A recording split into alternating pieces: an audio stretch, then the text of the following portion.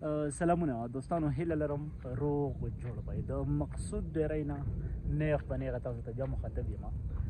نن موسم بیا ښکلی دی، موسم بیا د باران دی او ډېره موده پس باران راښکې شوی دی. بل ورځ همدغه شان اسمان غرغر کا او ما سره څه ملګري میلاو شو، نو بالکل د باران اندازه وه، خو ما ورته ویل مال باران نشته او اخر د هغې نه پس ونه شو. غره غنم دي او پلسټک مې ترې راغونډ کړی دی، ترېشر راځي، موږ به ترېشر کوو.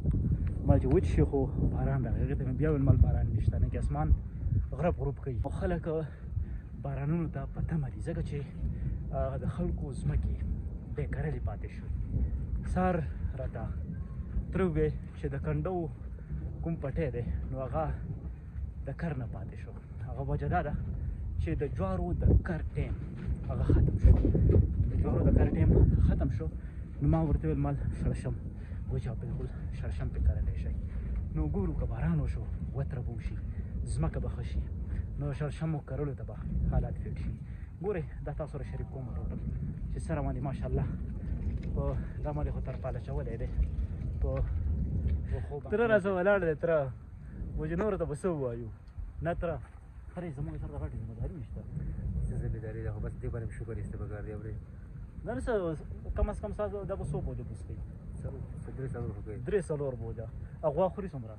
غوا خو د سلونو نه زیاتې سلونو نه زیات. ګوره الټه پکې باقاعده خو بیا هم ماشاءالله دومره قدر او دومره خیال د خپل فصل ساتو چې لږ اسمان ګړز نه یې کړی او ما ورته را رسېدلي یو. داسې ده که نه تره؟ بالکل. اسمان کې ګورې وریځې راغلي دي هر طرف ته چې کومه دی وروره ساز کې را روان دي، خو زمونږ په ډوک در باندې تر اوسه پورې باران نه دی شوی. خلک ډېر د باران په تمه دي او حالات داسې دي چې د باران دي. بالکل که وشي نو فایده پکې ډېره زیاته ده، او که ونه شي نو سبا بیا غر کې ترېشر دی، نو سبا له بیا دلته بوجونه ډکوو بوس موس دا به وړو. یو کرب نه به تیریږو، یو عذاب نه به تیریږو، یو کرب نه به تیریږو، یو عذاب نه به تیریږو.